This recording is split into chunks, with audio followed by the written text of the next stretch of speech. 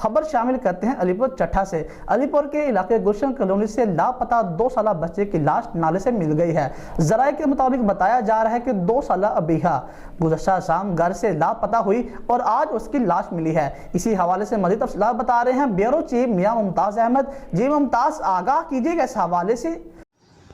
جی بالکل، میں اس وقت موجود ہوں تھانہ علی پور چٹھا میں۔ علی پور چٹھا کے علاقہ گلشن کالونی میں لاپتہ 2 سالہ بچی کی لاش نالے سے مل گئی۔ تفصیلات کے مطابق 2 سالہ ابیہ گزشتہ شام گھر سے لاپتہ ہوئی، آج لاش مل گئی۔ علی پور چٹھا پولیس نے لاش طویل میں لے کر اسپتال منتقل کر دی۔